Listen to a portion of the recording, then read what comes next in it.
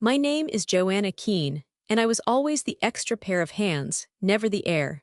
But the day I stood at my brother's wedding, raised a glass to the guests, and announced that I, not my brother, was leaving the family farm behind to run a $1 million agtech startup, I watched my father's pride curdle into fury as his legacy crumbled.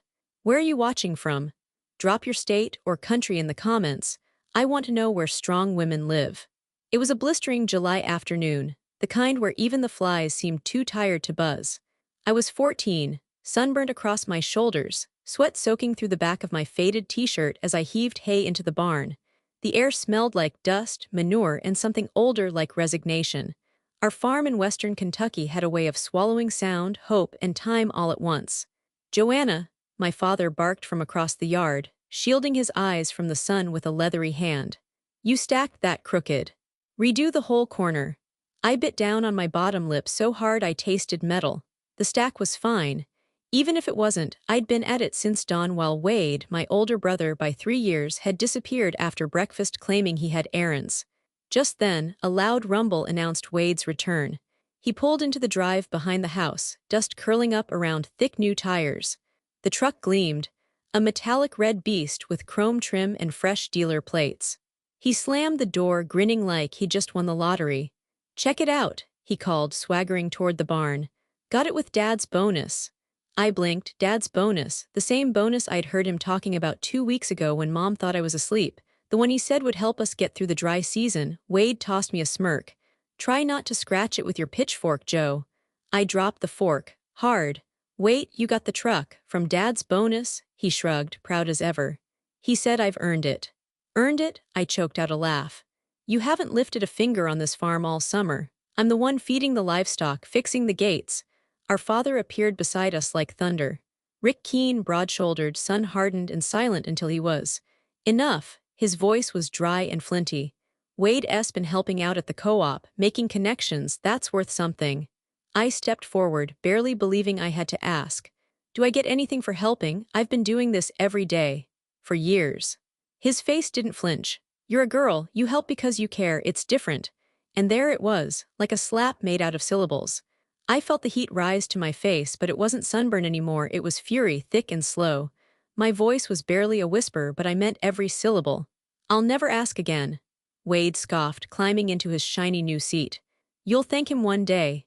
Dad turned on his heel and walked off, like I'd just asked about the weather.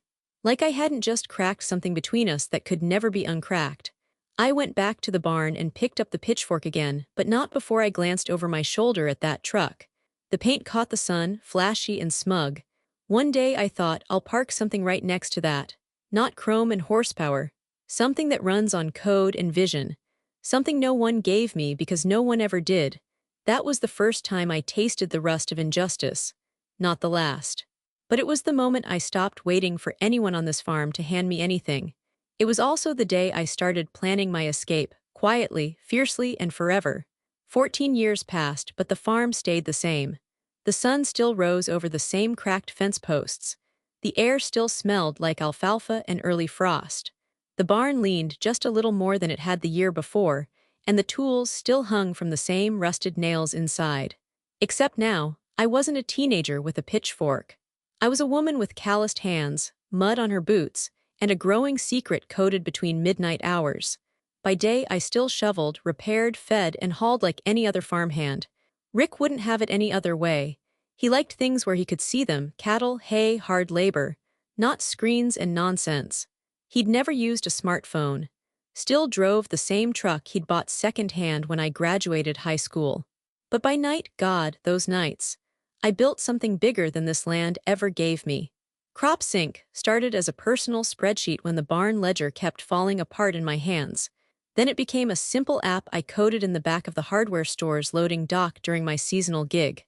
And now it was a digital crop inventory and supply chain tracking tool that 3 co-ops in neighboring counties had quietly begun to pay for.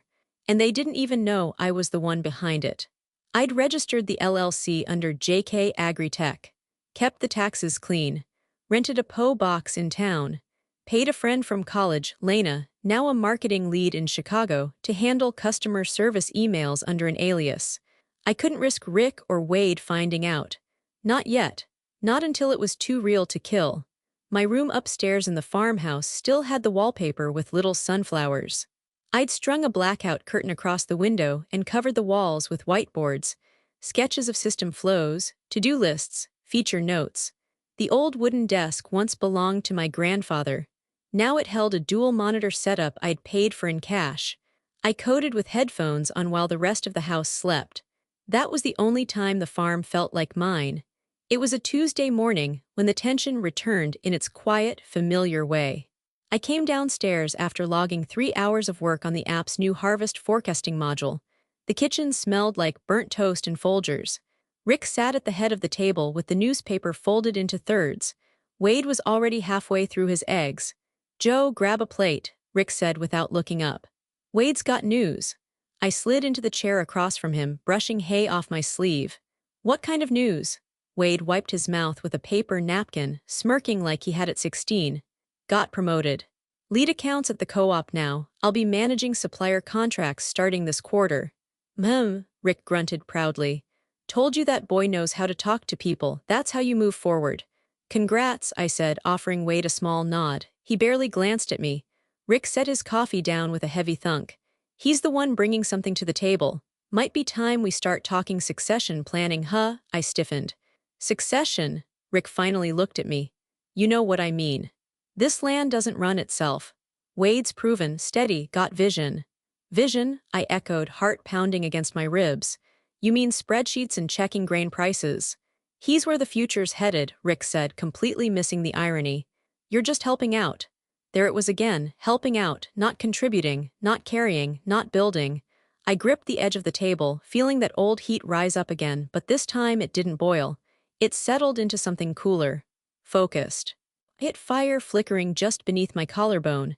"Right," I murmured, "just helping." Rick grunted, satisfied that the topic was closed. "Wade's got that natural leader thing. Some folks are just built for it." Wade shoved the last piece of toast into his mouth and stood up. "Got ahead in early. Contracts wait for no man." "Proud of you, son," Rick called after him.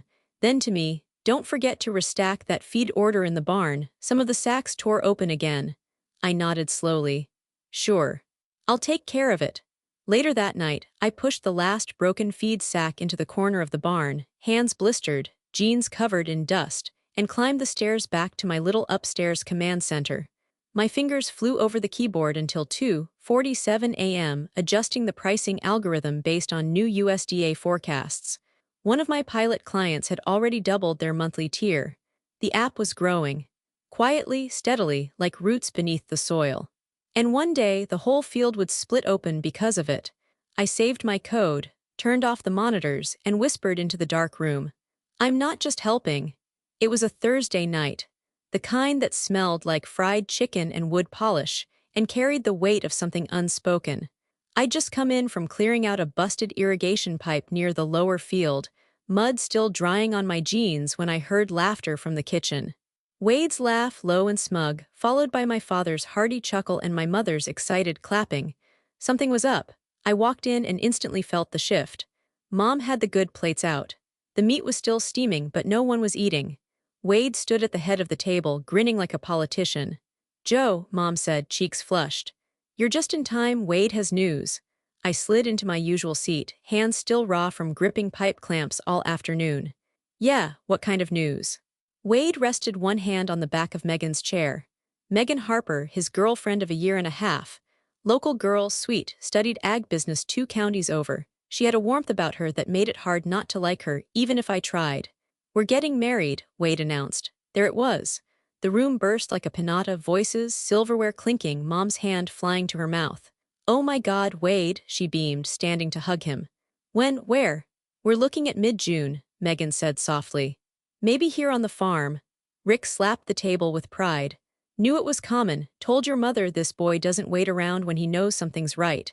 I stared at my plate. Mashed potatoes cooling in silence, a knot slowly tightening in my chest. "Joanna," Mom asked, "aren't you gonna say something?" I looked up. Megan was smiling at me, tentative. Wade had his arm around her, proud like he'd invented the concept of commitment. "Congratulations," I said. "Really?" Megan reached across the table. "We'd love for you to be there, of course." I nodded, "Of course." Then Rick cleared his throat. And just so it's said plain, we expect you there, Joanna, no excuses. Family stands together at milestones or you're no daughter of mine. The room went quiet save for the hum of the fridge. I didn't look at him. Didn't look at Wade or Megan. Just kept my eyes on the gravy pooling on my plate. Because I couldn't say it, not here, not now that the wedding date landed the exact same weekend as my pitch meeting in San Francisco. Not just any pitch, either. A final round with an agtech investment group that could fund CropSync's expansion into 5 states. The meeting I'd been prepping for over 6 months. The kind of opportunity you don't reschedule, but I stayed silent. My fork moved slowly through the potatoes, though I couldn't taste them. Did you hear me? Rick asked again, voice sharper now. I heard you, I said quietly. He grunted. Good, I don't want drama, not on your brother's big day. Mom, trying to smooth it over, chimed in. And maybe Joanna can help with the flowers, she always was the crafty one, Wade chuckled. Yeah, you've got the time, right? I forced a smile, but it didn't reach my eyes. Megan looked at me gently. We'd really love to have you involved. But only if you want to. Her words hung in the air like a softer note in a symphony of assumptions. Because no one at that table, not even Megan, kind as she was, could imagine I had anything more pressing to do. They didn't see the app, the revenue charts, the inbox full of beta requests. To them I was still the girl in the barn, pitchfork in hand, showing up because I cared. I wondered what would happen if I opened my laptop right there on the table. Showed them the dashboard, the market interest, the wait list. But I didn't. Instead, I swallowed the words whole, like dry bread in my throat. Later, after the congratulations had mellowed into plans and to-do lists, I stood by the kitchen sink washing dishes, the hum of their chatter echoing behind me. Think you can make time to hem Megan's dress if it needs adjusting? Mom asked. Sure, I said, whatever's needed. Because that's who I was to them. Needed, helpful, always available. And because I hadn't told them otherwise. Not yet. The morning of Wade's wedding dawned thick with heat and cicadas. The kind of morning that clung to your skin and made your hair stick to the back of your neck before you even stepped outside. I sat alone in my upstairs room, blinds drawn, phone screen glowing in my lap. My finger hovered over the email marked San Francisco pitch confirmation, final round. The message had been sitting there for days, blinking like a warning light. The flight was supposed to leave in 3 hours, but I hadn't packed. Not because I didn't want to go, but because, somehow, I already knew I wasn't going. Not this time. I can't explain it in numbers or logic. I've always been that kind of woman, measured, strategic, quietly calculated. But that morning I looked out at the barn, at the rows of folding chairs being set up between the walnut trees, at my father's shape moving between the shadows, commanding, correcting, controlling, and I realized this was the moment I had to witness for myself. Not for Wade. Not for Rick, for me, for proof. I slipped on my oldest pair of boots and a clean sundress I hadn't worn since high school. It still fit, even if my life had long outgrown it. I tied my hair back in a low knot, skipped makeup, and walked down the stairs like I'd just come back from the store. No one saw me. They were all at the venue already. It wasn't far, just beyond the north pasture, a clearing we used for family reunions and bonfires, now transformed with white fabric draped between trees and mason jars hung from branches like glowing fruit. The ceremony had already begun. I stood in the shade behind a pine tree, out of sight but not out of earshot. Megan was walking down the aisle, her father clutching her arm, Wade waiting under the arch like some smug boy king. Rick stood just behind him, puffed up with pride, chin high, already imagining the toast he'd give about legacy and land and sons who carried the torch. I stayed back, waiting for the applause, the kiss, the swell of music. Then quietly I stepped out of the trees and started walking, boots crunching on dry leaves, heads turning. The reception had already begun, people fanning themselves under rented tents, drinks sweating on plastic tables. Conversations froze as I crossed the edge of the yard. Rick spotted me first, his jaw tensed. Well, look who crawled back, he muttered to Wade, loud enough for me to hear. Wade didn't turn around. He was too busy accepting congratulations and back pats like a local celebrity. I kept walking. Then before anyone else could speak, Megan turned, eyes wide. For a split second I braced for discomfort. A polite smile, awkward nod. But instead she beamed. Oh my God, you came.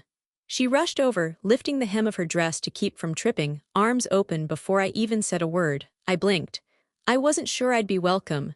Your family, she said, pulling me into a hug that smelled like lavender and sincerity. And, I've heard so much, thank you for coming. I swallowed the knot in my throat. Congratulations, you look amazing. She leaned in close, lowering her voice just enough. Also, she whispered, I know about crop sync. I froze, she winked. Small world. My cousin's farm in Franklin signed up last month. They're obsessed with it, said it's revolutionizing their inventory tracking. I blinked again, caught completely off guard. Wait, how did you? Your initials are on the pat footer. I'm not dumb, she said, laughing softly. I started connecting dots. You're smarter than all of us, Joanna. I stared at her, something inside me softening just enough to crack open. I'm not trying to make a scene, I said. You're not, she replied. You just showed up. That's more than most people ever do. She took my hand and led me toward the drink table like it was the most natural thing in the world. Rick didn't speak to me, not yet, but he watched. His eyes followed me across the clearing, jaw tight, fingers clenched around his styrofoam cup. He saw that Megan welcomed me. That other guests, distant cousins, neighbors nodded as I passed.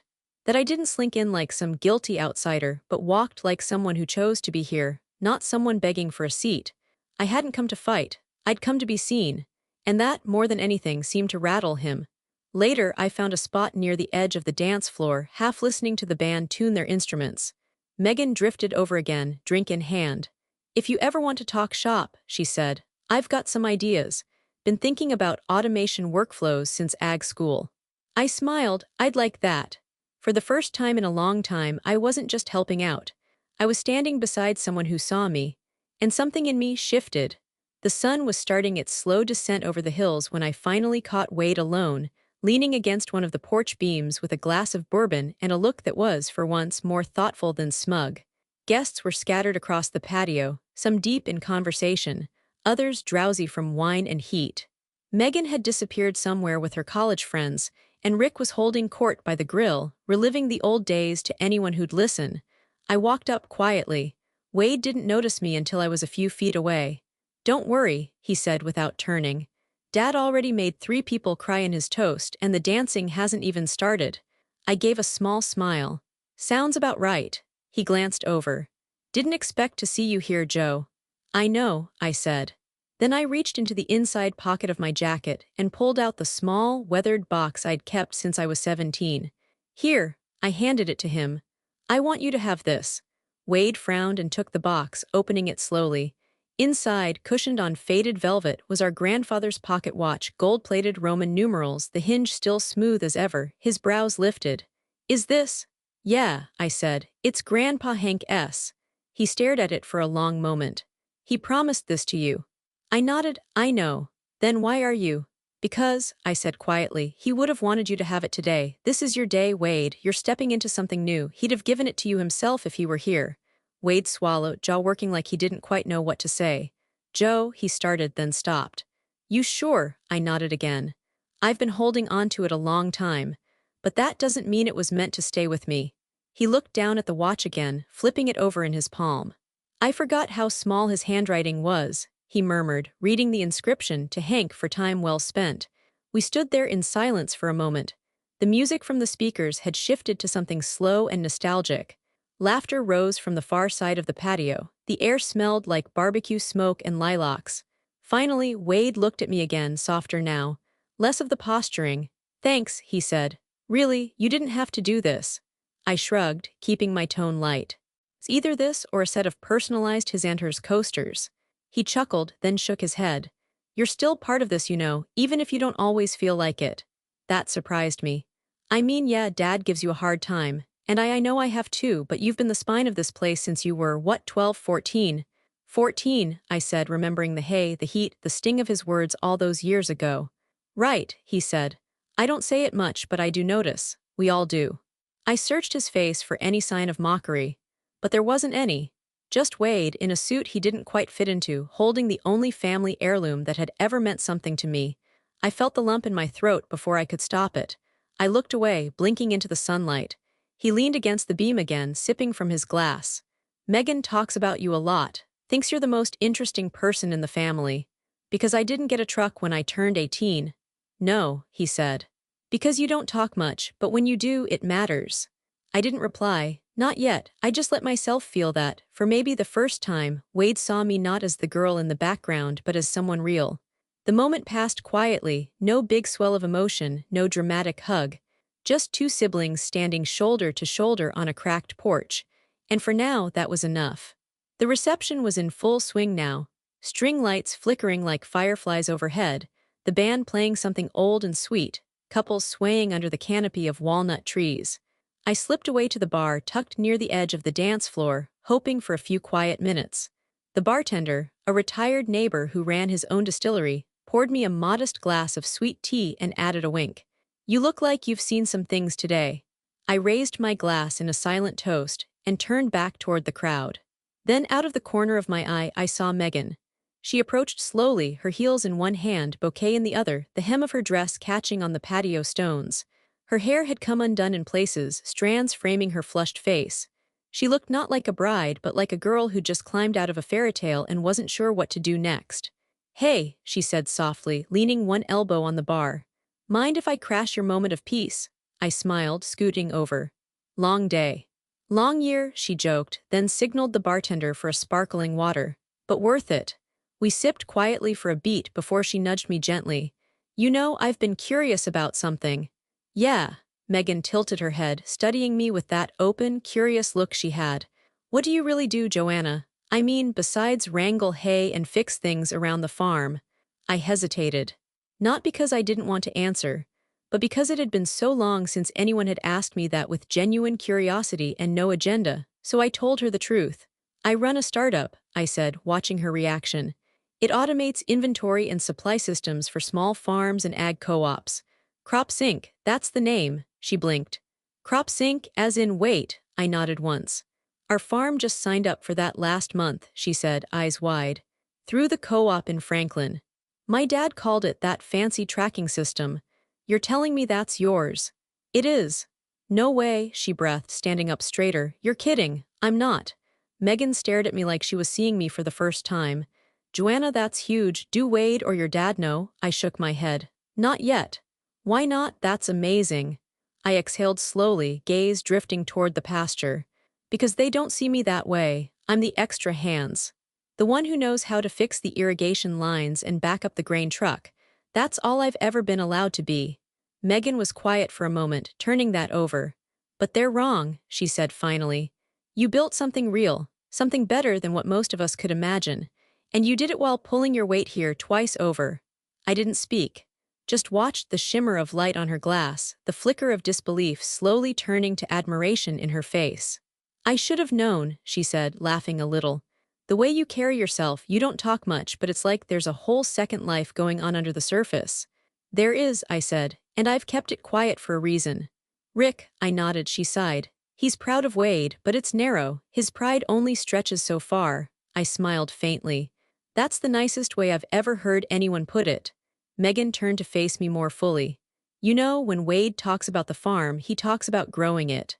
But when you talk about the future, just now I felt it, it's already happening. You're not talking about dreams, you're building something." That caught me off guard. I didn't expect to feel seen, especially not here. "Thanks," I said, voice quieter now. "That means more than you know." She bumped her glass gently against mine. "If you ever want help expanding, I've got a business degree and about 100 ideas. And now I guess I'm technically your sister-in-law." I laughed. "I'll think about it." Behind us, the music swelled and the crowd shifted toward the dance floor. But I didn't move. I stood still for a long moment, finishing the last sip of my tea, letting the warmth of Megan's words settle somewhere deep inside me. And for the first time since I'd built Crops Inc., I let myself imagine what it would feel like to stop hiding. Dinner was served under the tent, long folding tables, dressed up in white linen, and hand-tied burlap runners. Mason jars filled with sunflowers dotted the center, flickering tea lights casting soft golden halos across the guests' plates. I took my place toward the end, quiet like always. Megan had given me a warm smile as she passed to join the head table. Wade was there, front and center.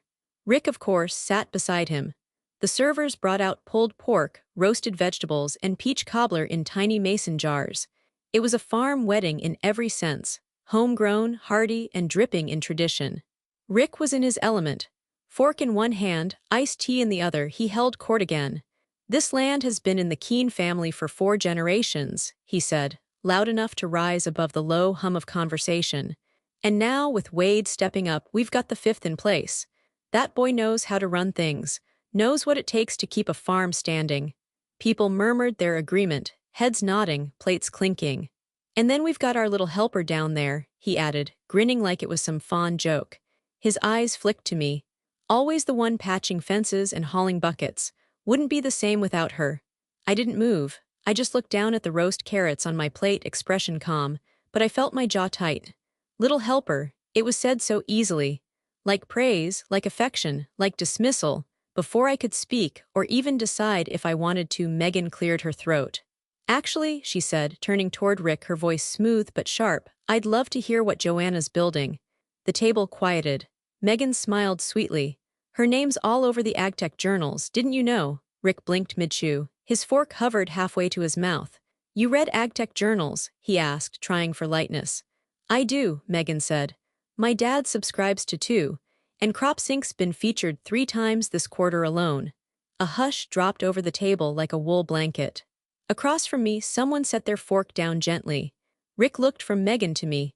"Crop what now?" I held his gaze for a moment, still unsure, but I didn't answer. "Not yet. Let the silence do the heavy lifting for once."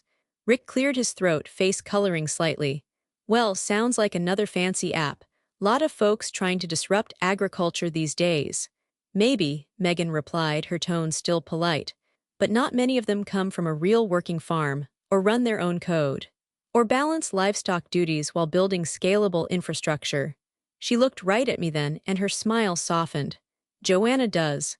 I saw a flicker behind Rick's eyes, surprise, maybe even confusion, but he didn't speak. And for the first time, I didn't fill the silence either. I just let it settle, right there on the table between us. The sky had gone from soft gold to deep blue, and the band was tuning up for the first dance. Guests gathered near the dance floor, phones raised, eyes shiny from wine and sentiment. Wade stood waiting, hand outstretched, as Megan adjusted her dress and smiled at him like no one else existed. The MC tapped the mic to signal the next moment on the schedule. I wasn't on it, but I stepped forward anyway. I heard myself ask, "May I?" A simple request, offered to no one and everyone. The mic was handed over before anyone could question it. My hands didn't shake. My voice didn't crack. The words had been simmering inside me for too long, and now they rolled out, steady as a harvest wind. "I know this night is about Wade and Megan," I began, scanning the crowd, locking eyes with no one in particular and everyone all at once. "And I wouldn't dream of taking away from that. But I've got something to say, just this once, while all the people I've worked beside, grown up with, and broken my back for are in one place." A few nervous chuckles rippled through the crowd. Wade furrowed his brow slightly, and Megan, still smiling, leaned forward as if to catch every word. I took a breath. "Tonight, I'm stepping down from the family farm," I said. The murmur was instant. I heard the air shift, felt Rick go still behind me like a tree caught midsway in a storm. "I've worked these fields since I was 14. I've shoveled and stacked, repaired and rebuilt. I've done it without pay, without recognition, because I thought that was loyalty. But in the quiet, in the hours after chores, I was building something else." I paused. CropSync, a software platform I created to help small farms like ours stay competitive. This month we passed $1 million in revenue, and starting Monday I'm going full-time. Megan gasped, then clapped. Loud, clear, alone at first. Then others joined in. Neighbors, a few cousins. People who had seen me, really seen me for years and hadn't known what I'd been carrying in secret. But not Rick. He stood frozen, face flushed, lips twitching with something far colder than pride. When I turned, he took a step forward. "You done?" he asked. The mic was still in my hand. He shook his head.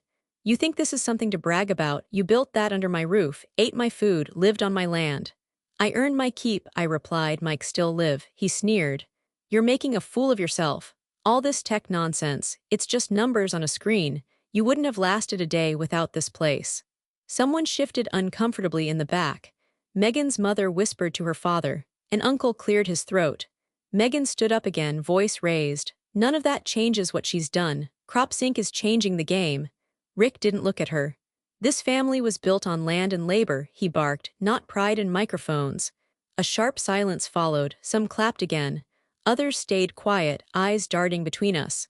The split was sudden, visible, and I realized Rick wasn't just angry. He was scared, because for the first time I wasn't just the helper. I wasn't just the girl in the barn, I was the one walking away. On my terms. The music had quieted, the crowd had thinned. Somewhere in the distance, chairs were being folded and glassware gathered into crates, but the world near the koi pond felt suspended in time. That's where I ended up. Shoes off, toes grazing the damp edge of the rocks, I sat with my knees tucked to my chest. The fairy lights strung in the trees cast ripples of gold across the surface of the water, where pale orange koi circled in lazy loops, unbothered by the chaos of people and pride. The echo of Rick's voice still clung to the back of my mind. "You're making a fool of yourself." Maybe I had. I wasn't sure. I didn't regret the truth, but I regretted the setting. I hadn't meant to steal their moment. I just couldn't hold it in anymore. Footsteps crunched behind me, soft, careful, and then Megan's voice, gentle as dusk. "Mind if I sit?" I nodded, scooting over. She lowered herself beside me, tucking her dress carefully, her hair now falling in soft waves around her shoulders. A bobby pin hung from her fingers like a truce flag.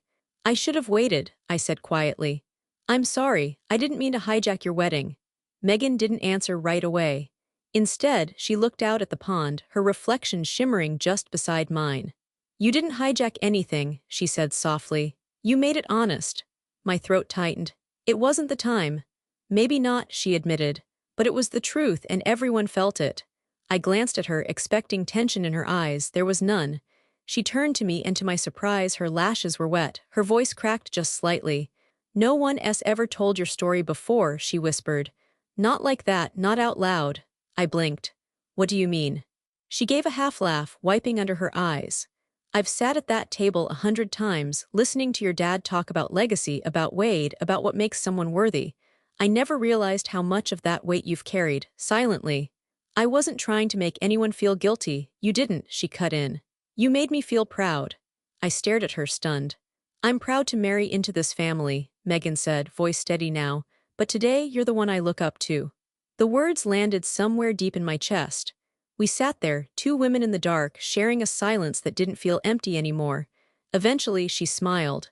"When I walked down the aisle, I felt brave, but when you picked up that mic, that was something else." "I was terrified," I confessed. "And you did it anyway." I looked back at the pond, the koi still circling like nothing had changed, but everything had. "I don't know what happens next," I admitted. Megan nudged me. "You don't have to. But I think a lot of people are watching now, and not for the reasons you're used to." For the first time that night, I smiled, and it felt real. 2 days after the wedding, the house smelled like fried catfish and judgment. Mom had insisted on hosting a family dinner to bring everyone back together, something about healing and normalcy. I knew better. This wasn't about celebration. It was a reckoning dressed in sweet tea and cornbread. The kitchen table looked the same as always, chipped edges, a faded floral tablecloth, and the same mismatched chairs we'd sat in since I was a kid. But everything else had shifted. Wade and Megan sat at one end, newlywed glow dimmed but still warm. Mom floated between the stove and the table, setting out bowls and smiling too much. Rick, at the head as always, looked like a man who'd been rehearsing a speech for 2 days straight. I sat where I always had, across from Wade, one seat down from Rick. Only this time I wasn't silent, not anymore. Dinner started quiet. Small talk about the weather, Megan complimenting Mom's coleslaw, Wade mentioning a co-op shipment delay. But Rick, he wasn't here for coleslaw. His fork clinked against his plate as he cleared his throat. Loud, intentional. "I've been thinking," he said, looking straight at me. "And it's time we put an end to this confusion." I set my glass down. "You've made your point," he continued. "Had your little moment. But now it's done. This startup fantasy ends now. Your place is here." Wade looked up, brows furrowing. Megan froze mid-bite. "My place?" I asked. Rick nodded firm. "You've had your fun, but this family's future is in the land, always has been. You're needed in the barn, in the fields where real work happens, not chasing computers and imaginary dollars." I laughed once, low and sharp. "1 million in revenue isn't imaginary. That number means nothing without this farm keeping you fed. Without me keeping a roof over your head all these years. So you think I owe you," I said flatly. Rick slammed his palm on the table, making the silverware jump. "I think you forgot who you are. You're not some CEO, you're a Keen, and Keens don't abandon their land." I felt the heat rise in my chest, but I didn't respond because Wade did. He set his fork down slowly, then pushed back his chair and stood. "No, Dad," he said, his voice cutting through the tension like a blade. "She is a CEO. And she didn't abandon anything. She built something without your help. She carried this place on her back while you looked the other way." Rick stared at him, stunned. "I watched her do more work than both of us combined," Wade went on. "And you dismissed her like she was nothing, like she didn't count because she wasn't a son." "Wade," Rick started, but he raised a hand to stop him. "I'm done pretending she's just the helper. I want to learn from her, not from you." Rick blinked, visibly recoiling. "You want to what?" Wade's eyes were clear. "I want to understand what she's building, because that's the future, not stubbornness, not pride, her." The room held its breath. Rick looked to Mom, but she was still, lips pressed tight. Megan reached under the table and squeezed Wade's hand. And me, I didn't say a word, because for once I didn't have to. Rick didn't speak for a long moment. The only sound in the kitchen was the low tick of the wall clock and the fizz of a soda can left half open near Wade's plate. You could feel the air shift thicker, quieter. Even the light seemed to flatten, like it knew what was about to fall. "You want her to teach you," Rick said finally, low and dangerous. "You'd trade your own father for that." Wade didn't flinch. "I'm not trading anything. I'm choosing to learn from someone who actually sees where things are going." Rick sat back like Wade had struck him. "So that's it, one flashy announcement and you've turned your back on everything I've built." Megan's voice was quiet but firm. "You built a farm. Joanna built a system that could save hundreds of them." Rick scoffed. "You think software replaces sweat? You think a screen knows more than generations of calluses?" "No," I said, speaking for the first time since the tension detonated. My voice was even, calm, unapologetic. "But software can track how your feed costs doubled in 4 years. It can warn you when your margins are about to collapse. It doesn't replace sweat, Rick, it makes it count." He narrowed his eyes at me. "You always were a smart mouth." "No," I said again. "I've always been quiet, you just weren't listening." Rick's hand curled into a fist on the table, but the rest of him sagged just slightly. Like the weight of the room was finally pressing down on him the way it had pressed on me for years. Then Wade turned toward me fully. "I want in," he said simply. "Not just to use CropSync. I want to implement it across our entire operation, and I want you to mentor me through it." My chest tightened. "You're serious," I said. Wade nodded. "Dead serious. Megan and I talked. We're done waiting for the future to arrive on its own. We want to build it with you." Rick leaned forward, voice ragged now.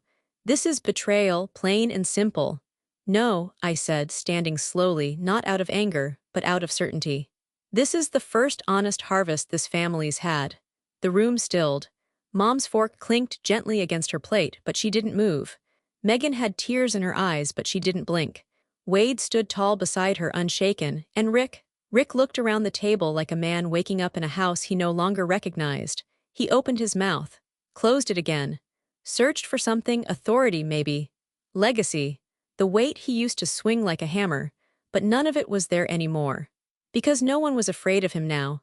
The silence didn't feel tense anymore. It felt free, not because we shouted him down, but because we'd simply stepped past him, and he didn't know how to follow. The fields looked different in late September. Maybe it was just the light, how it poured sideways through the stalks like melted gold. Or maybe it was the quiet. No machines, no barking orders, just the rhythmic crunch of boots on dry dirt and the hum of crickets coming alive with the evening.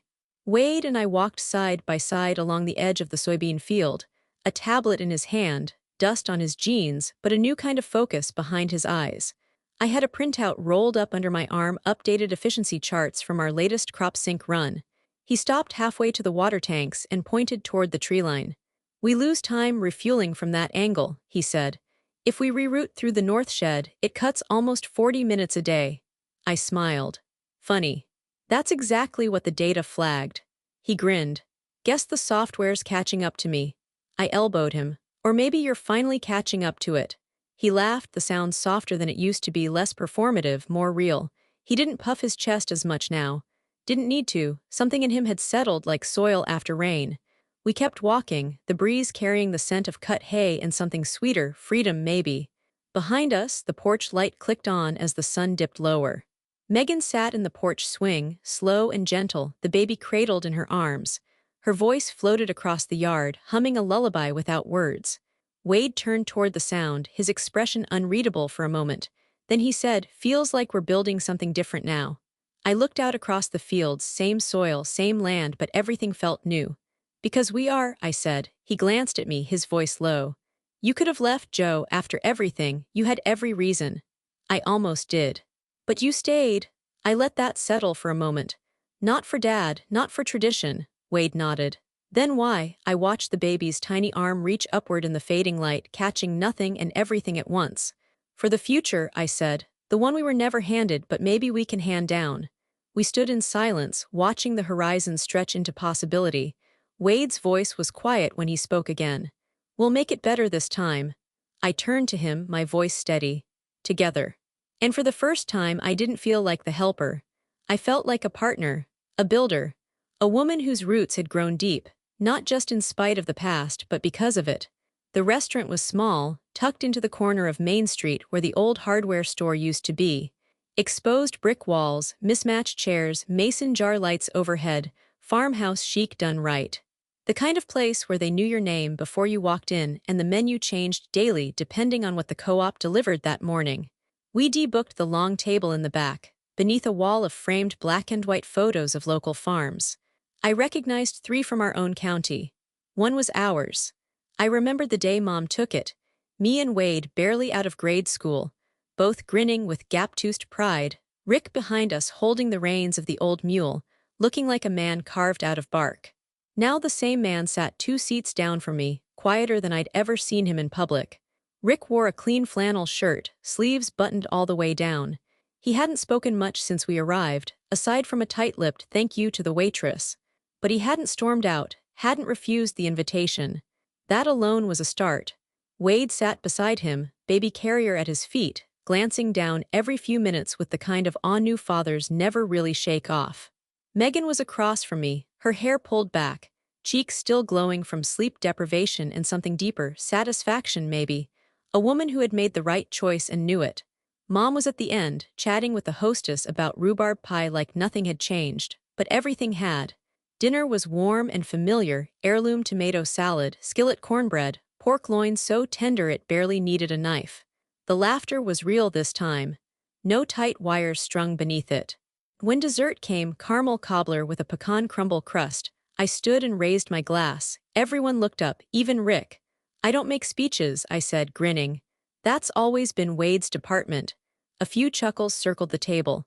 "But tonight," I went on, "I want to toast someone who changed more than her last name last week." Megan raised an eyebrow, playful and curious. "To Megan," I said, "who brought life and light into this family. You didn't just marry in. You opened windows. You asked questions no one else dared. You saw things others ignored. And you reminded me that silence isn't strength, speaking up is." Megan blinked fast and reached for my hand across the table. "Thank you," she whispered. I smiled, and as our fingers touched, the silver bracelet on my wrist caught the light. Just subtle enough to go unnoticed except for the tiny charm hanging from the chain. A circle, etched with one word, crop sync, not flashy, not loud. But mine.